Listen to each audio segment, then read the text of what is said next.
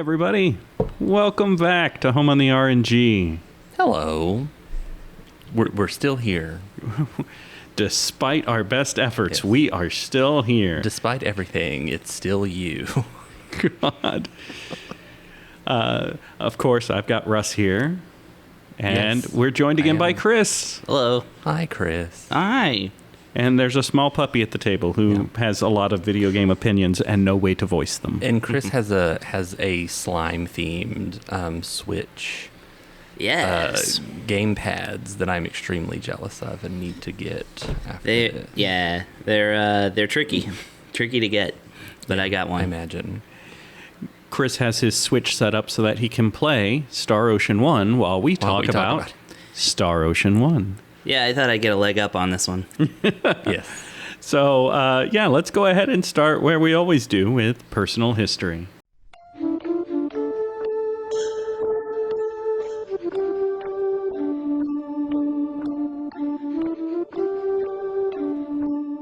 So about 10 years ago, I was over at Russ's apartment, and Russ was like, "Here, I got something for you." And he gives me his PSP and like 15 games for it. I still don't know why.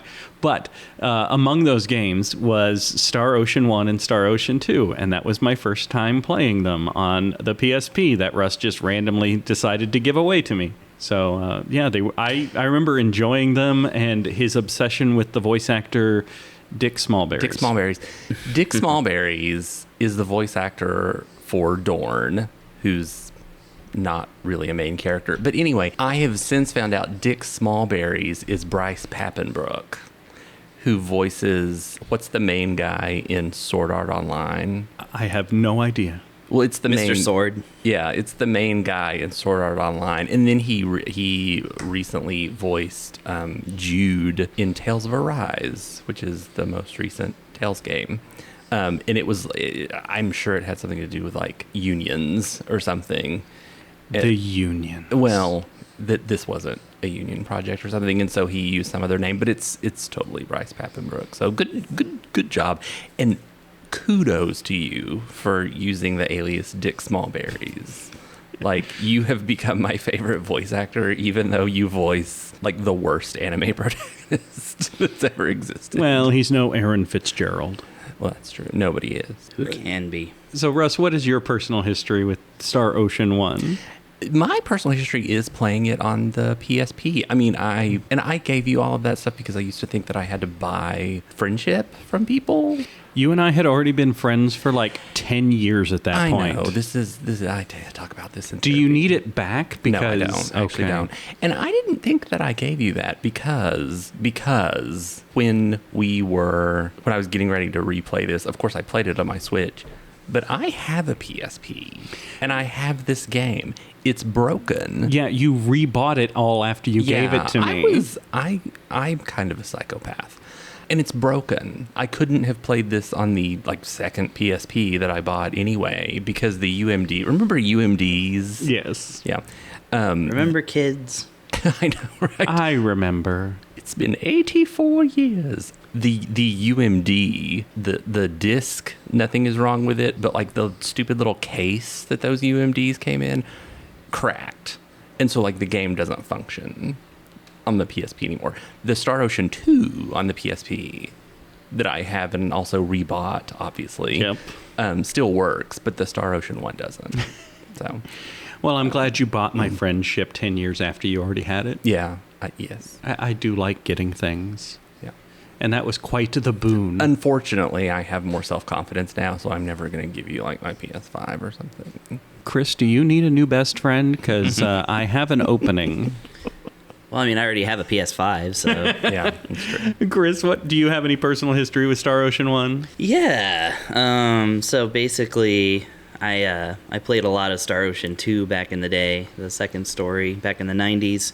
And so I was always like aware of the series and such, and I found out that early on that the first game was a Super Famicom only product, and was bummed about that. But then once emulation became a thing, I did actually start a game of a fan translation of the original Star Ocean. And I didn't get too far in it, but then about the time I, bought a PSP, I found out about First Departure, which was, of course, the remake of Star Ocean with, like, the voice cast and everything like that. And I was like, okay, great, now I can play the first Star Ocean. So I bought it and then, like, played 20 minutes of it and put it up and, then... Turns out you could have just become friends with Russ and gotten it for free. Yeah, true. That's true. I didn't mind. Not now, though. You've missed your window of opportunity. Oh, okay. Well, I mean, I don't need the game. I already have it. I just need the time to play it, apparently. But once it came out on Switch, then I was like, aha, now's my chance. And I downloaded it and played it for like 20 minutes or so. And then just eventually I got around to where I was like, well, the second game's remake is coming out on Switch now, so I'm going to go ahead and play through the first game's remake entirely. And I did at last. So I have a lot of personal history of almost but not quite playing Star Ocean 1. And but now I've beaten it, so at least one time, which is not a complete playthrough because you have to play it through it like 2 or 3 times to see like the amount of content that is there. But yeah, no, my first playthrough was great, and yeah. They don't make the kind of games anymore where you have to like choose one party member, which we'll get into, but like choose one party member over the other.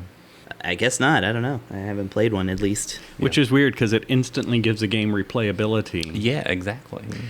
So Star Ocean 1 was developed by Tri-Ace and was published by Enix in 1996. For this, it sounds like all of us played the recent remake, is what it sounds like to me. Oh, yes. Well, the PSP one. That's what most of this review is going to be based on. I did play the original, or at least the PSP remake, when Russ gave it to me, but the newest remake that came out recently, Star Ocean 1 R. No, that... First Departure R. But First Departure R. Yeah, but that's just the same thing that's on the PSP. Okay. The only Star Ocean 2 has had, like, a really... What's the word? Like, really... I don't know. I'd need more Expanded? context to give you words. Right. Like, Star Ocean 2 has, like, the original version on the PS1, and then Second Evolution on the PSP, which was, like, enhanced. And now Second Evolution and R. then there's that, the Second Story R, which is, like, like, they redid the graphics and everything. Not the character sprites, but it's all, like, in 3D now. Well, let's go ahead Let's just talk about that one. That's the superior game. I feel like it's coming up shortly. No, I know. It is. And Star Ocean 1 is actually quite good. Spoilers for my final thoughts, but this is a real good game. Well, let's go ahead and dive into story and characters.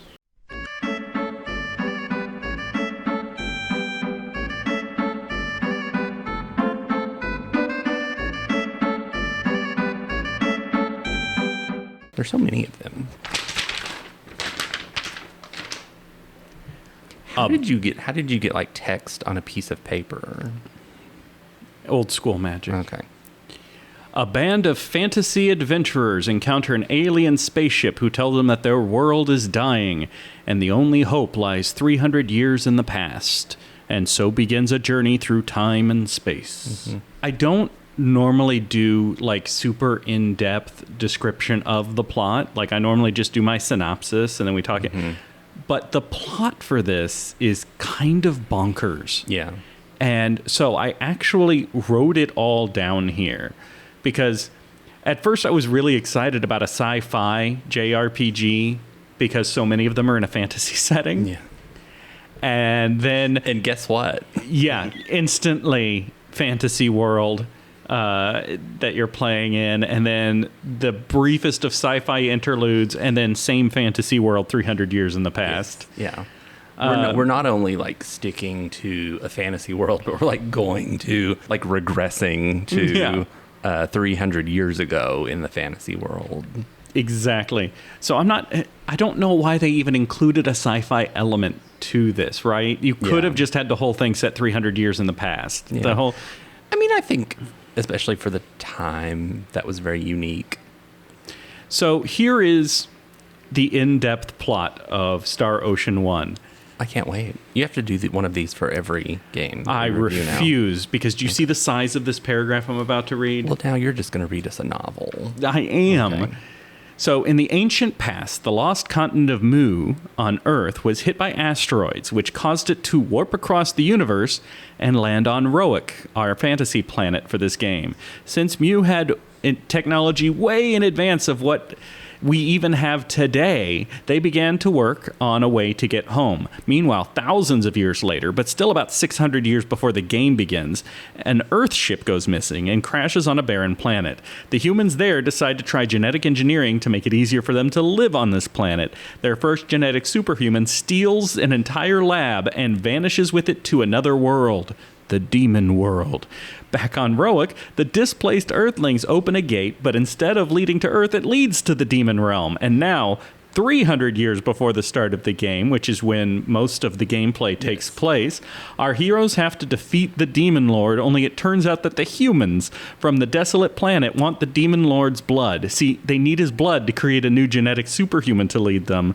And that's the real end boss of the game. They also use the demon blood to create a virus on Roic in the present, which turns Roicans to stone, and then they can harvest their blood to create cloaking devices for their ships. Yeah. What? Very Simple good. enough. What? Yeah, I know. All of this in about 20 hours. Yeah. Wait until you play Xenogears. God.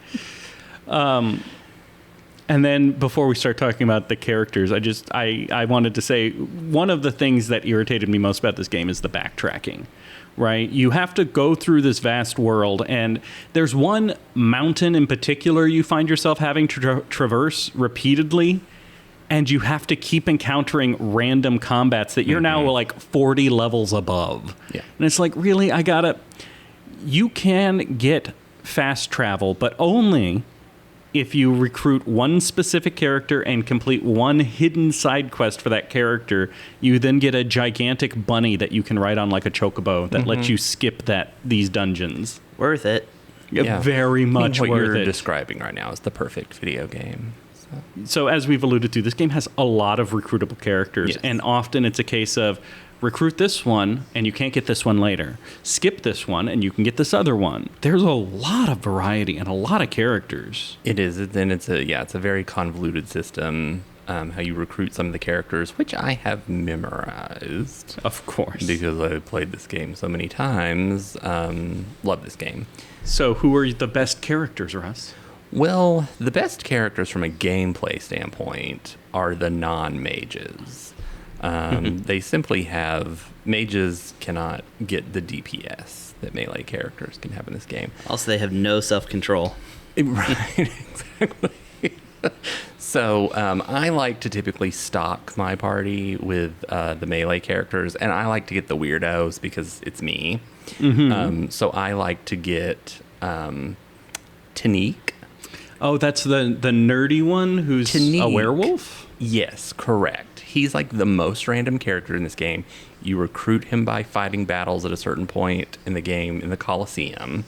He is literally Ranma from the anime Ranma 1/2, which is an anime that I love. Which, the amount of things that you have to do prior to meeting him to get him is Yes. like, then the characters that you have to skip is like insane. Because you have to leave a party slot open. You do. You have Yeah. to leave a party slot open for him. But he's great because he's Ranma, but he fights with a bow staff, and then he turns into a werewolf. So he is, and he's probably also. I was always obsessed with him since I started playing this game because he also just seems to be like a human boy from Earth.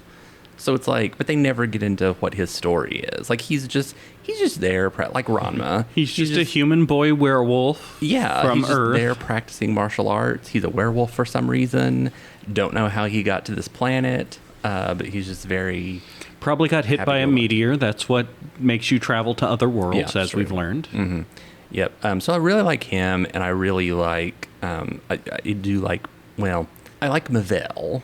Mm-hmm. Mavel, the mysterious, like, dancer-looking woman, and With she the fights orb. with a orb. She has magical orbs. I do not like the fact that there are many opportunities to lose her from your party. She's the one you can turn into a winged person, right? Yes, Yeah. because she's She's the shadow of the game. yes, exactly. She is really she's one of the the people from Mu from thousands of years ago that were frozen in ice, and then Yoshua, who's the other winged character, it's actually his little sister. But there's Eris. Yes. Yeah. But there's like one situation where if you don't have certain characters in your party, she can just leave. She just vanishes. Mm-hmm. And then there's the other situation where she like turns back into Eris. And you get another mage, and that's what I don't like, is because, again, Eris is just another mage. Now, Eris's personality is great. Because she's an assassin. Because she's crazy. Yeah. Because she was abducted as a little girl, forced to be an assassin, but she's also like a cute little girl. I mean, she's like 15 or whatever. She's like a cute little girl, so she has this weird, demented personality where she's just like, well, I'm going to kill it with fire. So it is worth getting her for that, and she really is the best mage. So those are my favorite. Tanique, Mavel, and Eris, the psychopath. I'm partially thrilled that all of the characters you named are not the ones I got in my playthrough. Oh, nice. Yeah. I decided I wanted as many female characters as possible, and We've chose all the been ones there. I liked. Yeah. So I ended up with Fia, but I accidentally recruited Sias at a point where I didn't realize that locked me out of a different character, but I was like, it's fine, because if you have him, you get more scenes with Fia.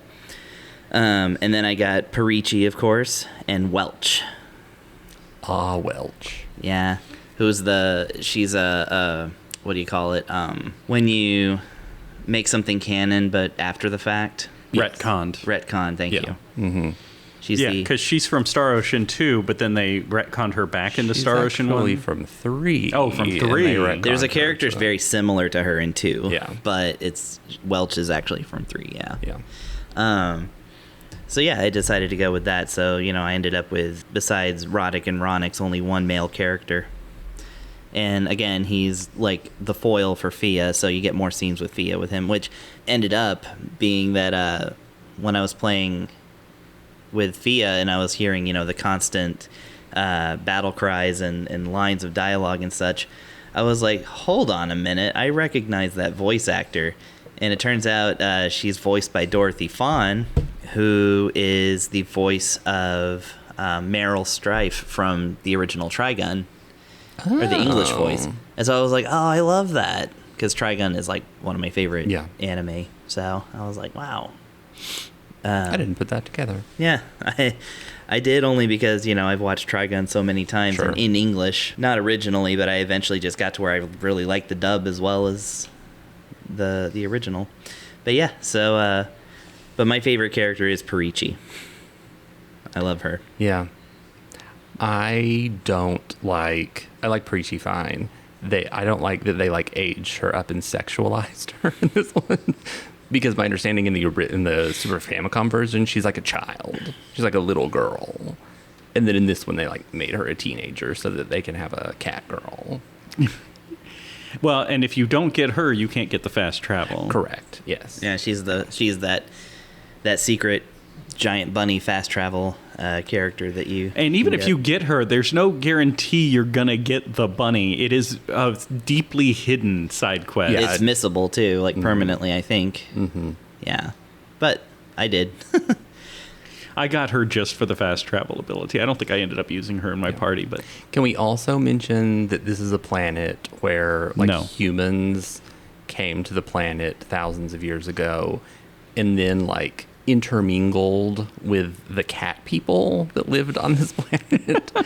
And they came up with and your characters are hybrid, and that's why some of them are more bestial than others. Right, exactly. Like Perici is a lesser fell pool because she's mostly cat. Mostly cat, yes. But then Roddick and Millie and those characters are much more human. They're just humans with the tail. They have tails and they have pointed ears, but it's other than that. And Millie's tail, for some reason, is pink and fluffy. For those of you who thought Breath of Fire was the only furry JRPG. Yeah, no, this is a furry JRPG. Oh my god, there's so many. I have the opposite feeling. Don't they have a different genre? Actually, they do. There's furry shmups. Oh, But this is an RPG show, so we have to talk about RPGs. Yeah, they were One of my favorite. We'll get into the private actions. They're like little mini story scenarios that you can get in the game, and one of my favorite ones is it's continuing. Ronix really wants to touch Roddick's tail. And he says at one point, he's like, well, Millie let Ilya touch her tail. And Roddick is like, different. I'm not going to let you touch my tail. It's hilarious. Yeah, we'll get into that. Let's go ahead and move into what, for me, is probably the weakest part of this game, which is the combat system. Oh, I find it delightful. Me too. Yeah. Loved it.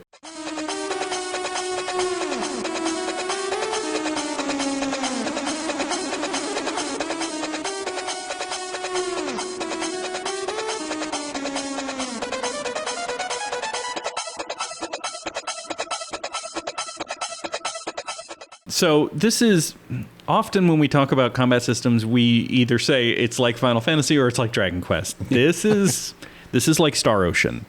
Well, it's an action RPG. You go into a combat screen where you control one member of your party at a time, and you can run around fighting enemies in an action style, and you have shortcuts for special moves, and you have access to items. While you have freedom of movement, though, you can only attack to the left or the right. You can't attack up or down. Right. And the real trick is just never to let yourself get sandwiched between two enemies. Yes. That's the deep tech. Mm-hmm. I will give you that this battle system is much less sophisticated than every Star Ocean that came after it, so I will give you that. You can create basically attack strategies for the members of your party. Hey, do healing magic under these circumstances. Focus on attacks. Conserve your spells. Use your special attacks. Don't use your special attacks. So on and so on. It took me an embarrassingly long time to figure out how to switch which party member I was controlling directly in combat. It's not intuitive, yeah. Mm-hmm. And I will give you a complaint about the battle. It's not really a complaint about the battle system. It's the difficulty scaling of the game. That every time you go to every time you get to a new area, you're like suddenly underleveled, and fights are like extremely difficult for a few minutes. Until you suddenly gain, or at least this was my experience, you suddenly gain like 10 levels because the enemies are giving you a lot more experience. Yes, the XP seems to scale to discrepancy between you and the monsters. I have the issue of metagaming when it comes to this kind of stuff, and like figuring out early on, because I remember this from Star Ocean 2, if you just build up on skills, you can like really stack up your stats and like end up overpowering everything. Yeah. This is a very breakable game because of the skill system. And it has super dungeons early on, and that's always bait for me to like boost up my character and then go in and try and win one fight and then gain like 15 levels. Did you go to like the Matorx Mountain Cave as soon as you could? I beat up those bugs before I was able to. Sure. Yeah. After every battle, all of your fighters regain a little bit of health and mana, which is nice, especially as you're working your way through a dungeon. Also something you can increase through increasing your skills and really. But I found the combat just very simplistic. There is some advantage to trying to move around and avoid attacks, but honestly, if you just keep hitting the attack button, your character will hone in and jump and attack enemies without you having to do anything. You can just sit there and mash a button through most combats. Yeah. The thing, when I was replaying it a little bit specifically for this review, I had played the Star Ocean 2 remake, which has come out on Switch recently. And I was like, oh, I can't like guard or dodge in this one. Because they added improvements to that Star Ocean 2 system. So I'm like, oh yes, in this one, I do just have to run up to the enemy and attack it and then run away if it starts. Did they get rid of elemental weapons? Because those were the bane of my existence in this game. Oh no, they did not get rid of that. No. The element, God.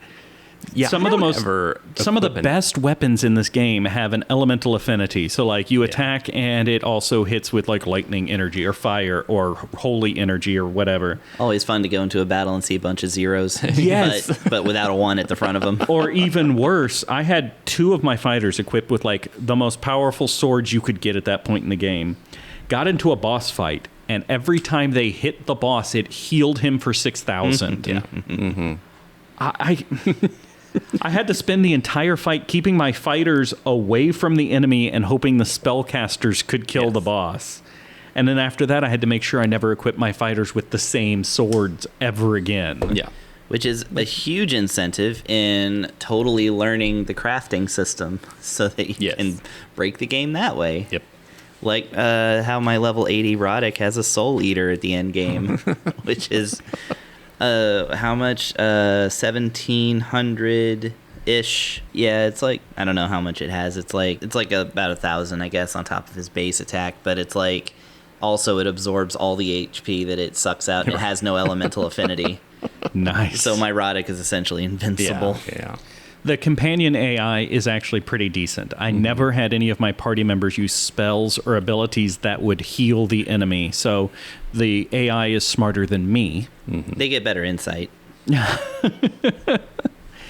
But, I mean, that's pretty much it for the combat system. I liked this. This will go under crafting system and innovation as well, but I always leveled up my characters once you get the ability to play music and you get the silver trumpet, and then you can just like summon an extremely powerful enemy at random and just fight it over and over, and then you watch yourself gain like 20 levels per true. battle. Yeah. Love it. Loved that. I was aware of that, but I didn't utilize it for my Yeah. playthrough. Well, let's go ahead and move into innovations, because this game has a very robust system that we can talk about.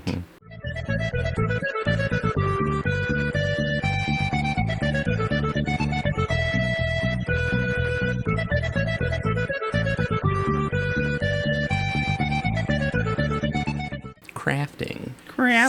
Item creation. Skills and abilities. But not alchemy, because that's owned by Atelier. Yeah. And Final Fantasy VII Rebirth. So when characters level up, they can learn more abilities, but most importantly, they gain skill points. And you can assign these skill points to various skills, and there's a lot of them. There's like 50 or 60 different skills that you unlock through the course of the game. You purchase skills for the party. Things like knife, which... Poker face. Right. Yes. But as an example, like knife is part of cooking. Literally ESP. And then, right. And then it also increases your strength a little bit. And I have written here, some skills make sense, like a skill that occasionally teleports you across the battlefield to an enemy, or randomly lets you ignore an enemy's defenses. Some seem more esoteric at first, like the ability to whistle or have a poker face. Yes. Yeah. But certain combinations of these skills unlock specialties, and they have a really broad range. That you can cook, you can create items, you can appraise items. Eventually, you can have enough members of your party learn these specialties to unlock super specialties. And it's like, hey, now we're literally an orchestra, and we can play music. Yes. Which is great. I think that's fantastic. There's a lot that you can do with these abilities, including just breaking the game, just cracking it wide open. You can use counterfeiting skills to create super rare, one-of-a-kind items that you can't get anywhere else in the game. Yeah, you can use mineralogy, whatever, to like create like the best like stuff for creating weapons. Like you can create not only the weapon itself, but also the base materials you need to get it. So like it completely knocks out like any need to, you know, explore the globe for these super rare minerals, which I always find annoying.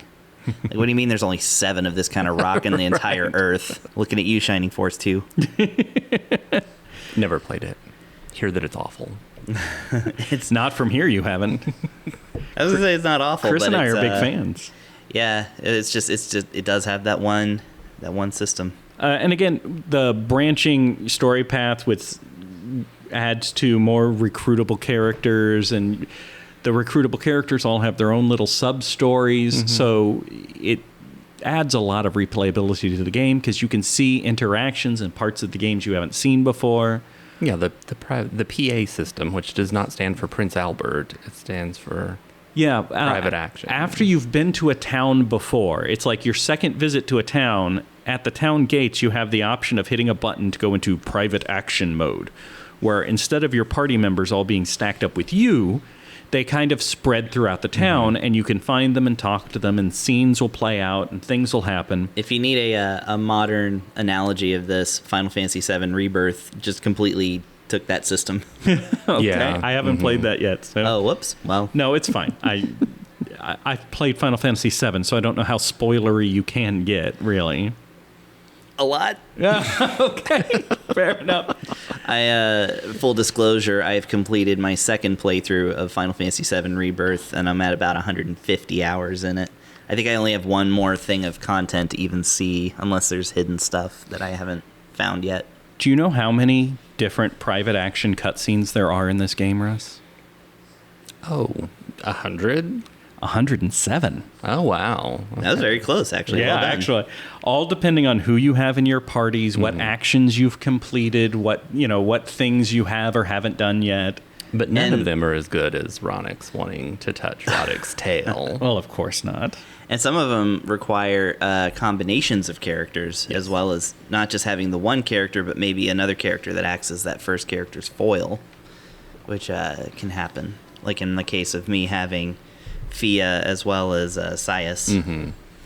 And you get a super special bonus secret ending if you get an exact mix of characters, and you get Ronix and Ilya together That's true. by the end of the game. I read about I didn't that. even know about that. And I did it on one of my playthroughs.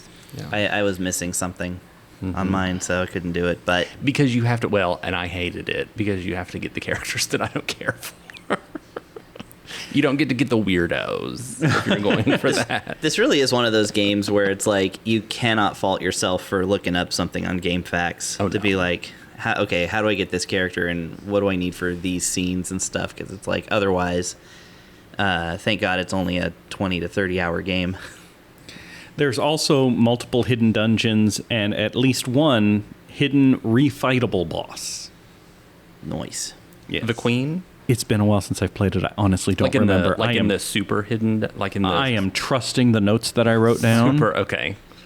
Because I think it's the super ultra Cavern of the Seven Stars or whatever. Which Super Ultra Cavern of the Seven Stars sounds like a place in a the JRPG. super ultra like bonus dungeon you can do, and then there's the Ethereal Queen, I think is what she's called at the end, and she likes her. You can refight her, and then her difficulty stacks, so she gets harder. as There you go. refight her. There's where you take your undefeatable Ronix. Yeah, exactly. Like with in one of the best games ever made, Final Fantasy 13-2, where you can keep fighting Snow over and over again, and he gets harder and harder and harder. And that's not a euphemism for. I mean, I was going to say, I don't need to know what's going on in Snow's pants. I mean, I'm sure Snow does get harder and harder every time you fight him. So but- we're moving on to music.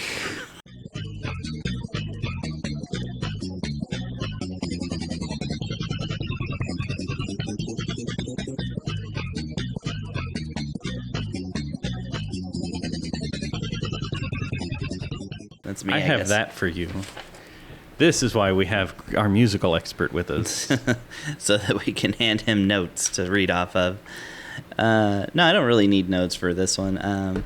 But yeah, this is a game by the composer Motoi Sakuraba, who I believe is the first composer I talked about when I started doing this podcast with y'all, because we were talking about Golden Sun. Let's maybe. talk about Golden Sun. Maybe we should play the sequel soon. Yeah. But, I mean, the thing is about it is that there's not a whole lot to say about Motoi Sakuraba. The thing is, the guy is extremely prolific. The original 1996 soundtrack for the Super Famicom game was one of two soundtracks he worked on that year. And then he went on to do 3 the next year, and this is like right off of having worked on Tales of Phantasia. So he's extremely prolific. He has a background that is very steeped in progressive rock and like jazz and stuff, and that seeps into every one of his soundtracks, including when he does Mario Tennis and Golf, which is why those soundtracks are bonkers. But yeah, so Yeah, that Mario Golf soundtrack. Okay, yeah. same guy. Now that I think about it, okay. Same guy. Yeah. And also Dark Souls for anybody who cares. I don't know anybody that cares about Dark Souls, but The little known indie game Right, Dark Souls. yeah, little known. Now actually I'm thinking, is that Sakuraba or am I getting mixed up again? But anyways, whatever. I truly know nothing about Dark Souls. So Me neither. You could say anything. I have a friend who's literally a celebrity because of Dark Souls, and I still haven't played it myself. I understand it's nice and breezy. Yeah, no, I know it's just like For casual another gamers. 20-hour game with replayability. But yeah, so basically, when it comes to video games that Motoi Sakuraba composes for, it's one of those. It's an interesting thing. Like I said, the circles that I run around, we know our composers and stuff. That's the most technical way I can put that. So we know composers by things, but it's when it comes to Sakuraba, like an interesting thing that I notice is that if you listen to a video game soundtrack and Sakuraba wrote it, it was Motoi Sakuraba. You're like, oh, this is a Motoi Sakuraba. At least what do you call it? Statistically, you're likely to be correct because of how many soundtracks he's written for. But also, he just has such a distinct sound. But the thing is, he doesn't really deal in like strong melodies or anything like that, like a Nobuo Uematsu or something. Instead, it's like a vibe. It's like a vibe of like complicated, frenzied music where you're just like, okay, yeah, this is Sakuraba, or it's like overly epic for like the moment. Again, most of you know Golden Sun, think Golden Sun. That's like one of the quintessential Sakuraba soundtracks. So it's funny that like a Sakuraba fan will be able to identify a Sakuraba soundtrack by listening to it without any context, but won't be able to tell you which one it is until you hear the battle theme for that game. And then you're like, oh, that's Tales of Arise. That's, Golden Sun 2, or, that's Star Ocean, First Departure R. So yeah, and that's because his battle themes, well, for one, it's an RPG, so you hear it the most often, but also like he usually knocks those like way out of the park, at least for like the regular battle themes. And that's kind of where we're at on Star Ocean as far as that goes. It's a lot of great, heavy, epic sounding stuff. Town themes are very pretty. The overworld is very broad and open and like big. And then like battle themes are just frenzied, like, prog rock masterpieces and stuff. But if you were to compare this to like a similar Tales game or something like that along the way, you'd be like, oh wait, isn't this from that? Or I don't know. Does he still compose did he do like the Divine Force? Actually, funny enough, I was gonna save this for the Wild Arms 2 review, and I'll reiterate it then. He's actually he did Eiyuden Chronicles 100 Heroes with Michiku Naruke, who is the composer for Wild Arms 2, which we have on the docket for today's recordings. Chris, you're letting them too far behind the curtain. We only meet once a month to record episodes. Oh yeah, true. Well, next month when we talk about I don't know what the order is of these, but it's going to be a minute before we get to Wild Arms 2 for the listeners. Yes, we are recording. We record in batches because Russ lives out of town. So Russ comes down every 3 or 4 months, and we record a whole live on batch another of episodes. planet, sir. Honestly, that's like every podcast. I don't really think that's it's not a very unique curtain. I think it's better this way. Yeah. Anyway, let's go ahead and move on to our final thoughts.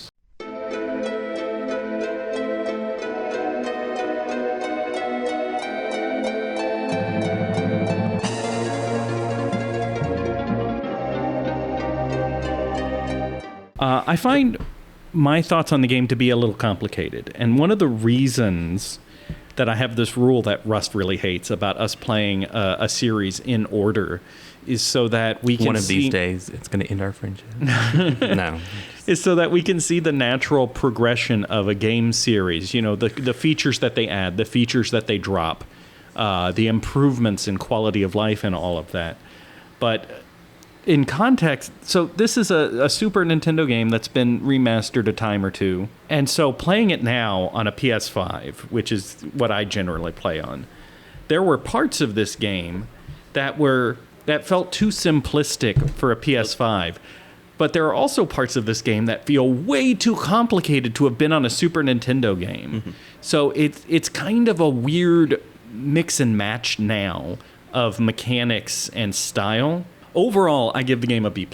It was a good game. I just liked the backtracking. The combat got a little boring for me. But overall, I thought it was a very well-constructed game. I thought the skill system gave you a lot of meat. If you wanted to dive into that, you could just lose yourself in there for a while. So yeah, overall, I give it a B+. Sorry, I have to clear my throat. You're going to edit this out.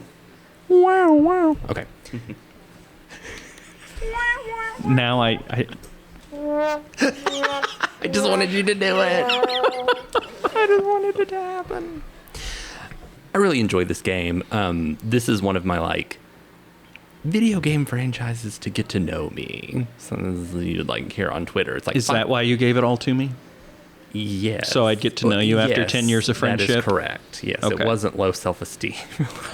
Just wanting you to get to know me. I was already your friend for so long. Well, you can come with me to the psychiatrist one day. Maybe I should. You should. It's like Final Fantasy, Dragon Quest, Star Ocean, Tales, and probably Fire Emblem are series to get to know me. So I really love this game. I played it multiple times. I've seen the big grand ending that you get with certain characters. It is comparatively to every other game in the Star Ocean system simplistic. But I do understand what you're saying, that it's kind of crazy they were doing the skill system that they have on the Super Famicom. So overall, just really love this game. Also, when I was talking about favorite characters, I didn't mention Elia. I love Elia. I love Elia too, and I catch myself at work saying well, that was an 8 out of 10, which is what she says when she wins battle. She'll say well, that was an 8 out of 10, or that was a 10 out of 10 if you did really good. Did you favorite her so much that it actually caused drama with Millie? Yes. Yes. So did I. Yeah. I mean, she's with you for the entire game, whereas Millie could be one of the last characters that you recruit. Very true. So yeah, I really liked Ilya. I give this game 5 out of 5 Ronix touching Roddick's tail. There it is. I love Russ's new game scoring system. Yeah. Yeah. No, this game's fantastic. I think that the private actions thing is great, but the amount that it kind of relies on some pretty dated tropes is a little tiring. But I mean, that doesn't really knock it down very much for me. It's just, I feel like this kind of system is done better nowadays. But then again, I am the one who chose to have the harem style, teams. And indeed, if you have all girls in your team like I did, there are special cutscenes where they get together and talk about stuff. So, Bechdel test notwithstanding, I would give this one an A- or an A. It's a fantastic game. I guess some things could have been done to make it perfect, but I'm looking forward to a second playthrough while I get all of Russ's characters and play with them. It's a solid start to a franchise. I like that if you get the harem in this game and Star Ocean 2, the girls don't just sit around talking about Roddick they do in a certain Trails series where all 14 women sit in a hot spring and talk about how sexy Reen is, and he has the personality of a potato. Is that the player character? It is. Yes. Oh yeah, well that's because you're supposed to project yourself onto him. All right, so before we move on, I guess I don't even have this written down. I almost forgot. Hey Russ, if they want to play Star Ocean 1, your best bet is to get it on your Switch or your PS4/5. You can get the remade, the first departure version, the remade version of it. Yeah, I don't think you're missing anything by not getting the original version. I don't think so. And And it didn't have a print run, I don't think. Not officially. I'm sure there's some small batch print run that's out there, but it I didn't had to get it on the eShop. Yeah, it didn't get the big release like the second game.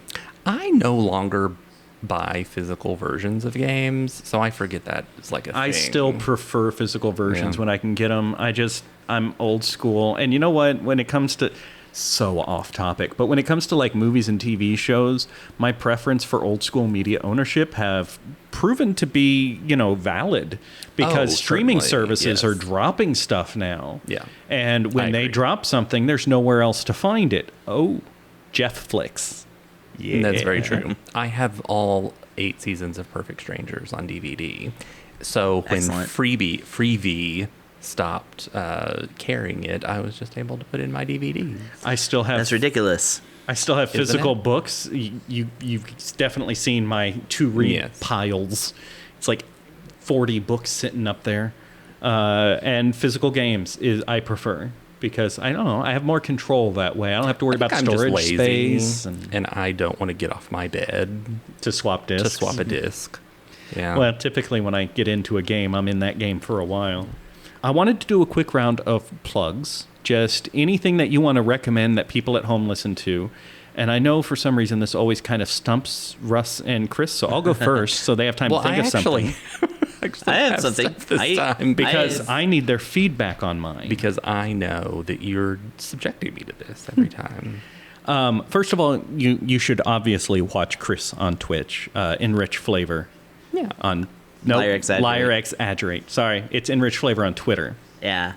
But The fact that I didn't get Liar Exaggerate until I was like 27 No, me still too. haunts me. Yeah. I didn't get it for my first playthrough, but like second or third, I was like, oh. But when Chris isn't streaming, there is another guy on Twitch that I think people should follow. His name is Landail, Landail.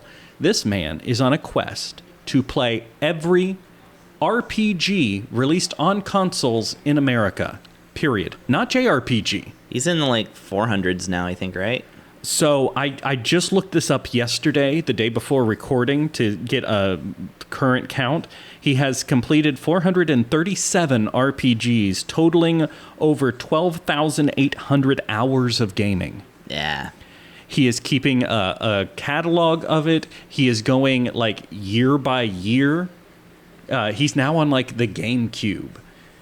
So he's doing JRPGs, but he's also doing like Fallout games. And I just saw him playing X-Men Legends the other day. I wonder if he played or if he included Knights of the Round on the SNES as So one of his RPGs. That unlocked a memory for me just now. Here's what I wanted to ask you guys before I let you guys do your plugs. What do you think about the idea of me trying to get him to call in to do an interview with us for a side quest? No, I don't like strangers. Okay. I'm just kidding. No, that'd be great. I feel like I've got a lot to ask because you and I took on this quest to play all of the JRPGs. Right. This man is doing more than that. Yeah. Like we took on an impossible task and he's done way more. There's always an impossibler task. Exactly. So I don't know that we'll be able to get him, but yeah, I'm going to reach out to him and see if I can get him to call in and we can interview him and have a little chat with him on a future episode. Will you go? Yeah, that sounds great. So that was my plug is Land Ale RPG Land Quest on Twitch. I will look him up. He also has a YouTube channel. See, RPG I was guy. fixing to ask you that because I usually watch things after the fact on YouTube. Yes, he has a YouTube channel where he puts it all on there. All right, so Excellent. Russ, what did you have? Well, mine is I've been playing Final Fantasy VII Remake Part 2 : Rebirth. I don't know, whatever you want to call it. Colon Rebirth sounds terrible. Yeah, that is true. Oh, yay! I'm so glad you got a use out of Is that. it raining? Oh, I enjoy that very much. the applause sounds like if you're in a place with like a tin roof and it starts raining. Yeah, that's true. I love that. We have because I work in the business office of a warehouse. We have a tin roof. Yeah. And I love it when it rains. Oh, I grew up in the Yeah. country, so I've been in many a sheet metal construct. Yeah. So my plug this time, After rebirthing your colon. after rebirthing my colon, that'd be like a boss battle. That'd be like a Genova boss battle. Genova colon. That's like her attack is like colon rebirth. Spoilers. we're in our 40s. Yes. Okay, This anyway. is the best episode we've ever done. God. So my plug is just to say that I think Final Fantasy is back. I think we had a rough 2010s for Final Fantasy, and I think that the Final Fantasy VII Remake project has been very delightful. It's made me appreciate Final Fantasy VII in a way that I didn't before. It was like kind of a mid-tier Final Fantasy to me. But I'm really enjoying getting into it. I also really, really enjoyed Final Fantasy 16. Thought Right. combat was super fun. It doesn't have like the silliness that Final Fantasy VII Remake has, which I appreciate they included. They didn't take all of the If anything, they added. the whimsy. I know they really did. Yeah. Chasing down the little Moogles at the Mog stools. Sorry, I'll come back to it. No, you're fine. In 2060, when we review Final Fantasy 16, Yeah. we can have an argument then. Oh, Adjusting humidity levels. It's so good. Purifying air with prejudice. It's so good. yeah. Yeah.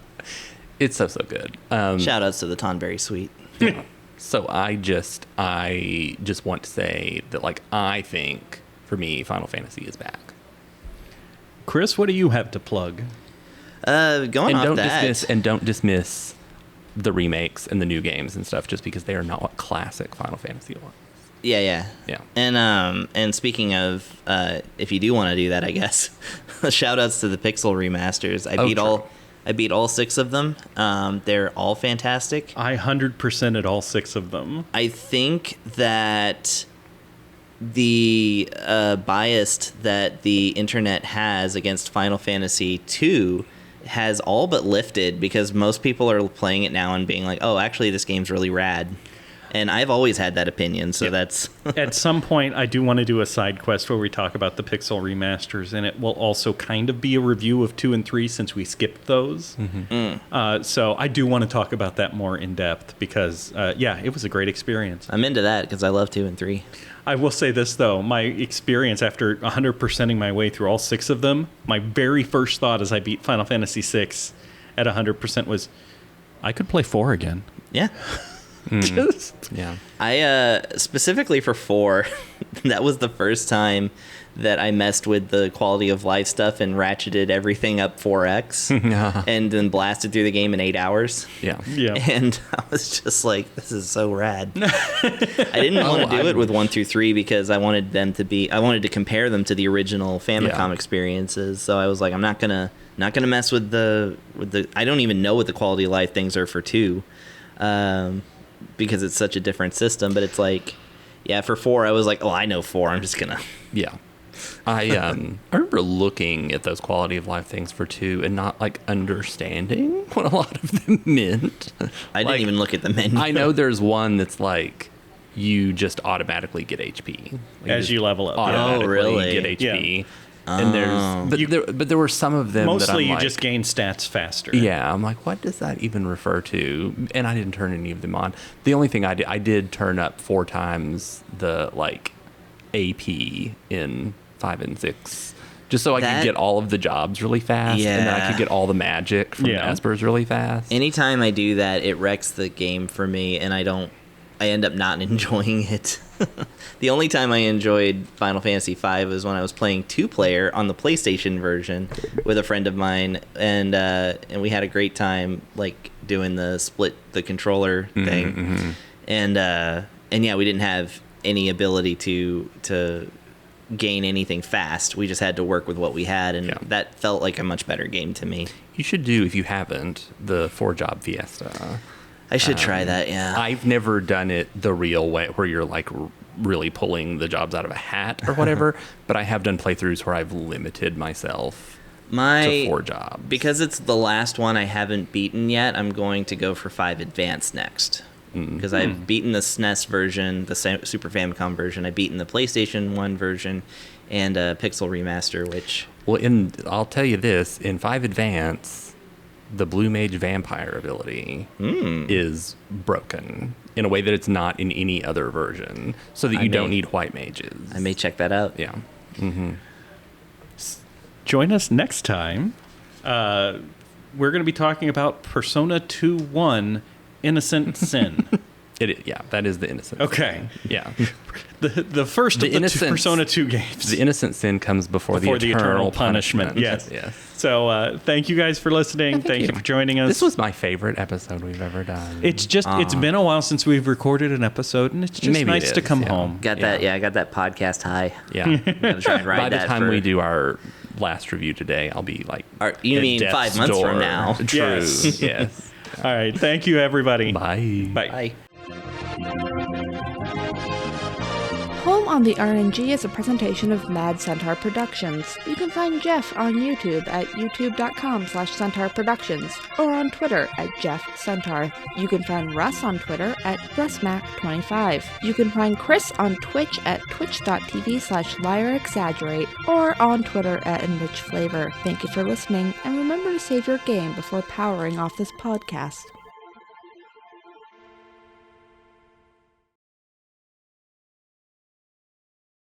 I would be devastated that there weren't E's floating in this, because there was a commercial for like a air freshener when I was a kid that showed flowers flying out of it when I was like a little kid, and I wanted to get one because I thought flowers really flew out of the air freshener. And then when we got one and my mom like set it on the table, she's like, well, here it is. I'm like, where are the flowers?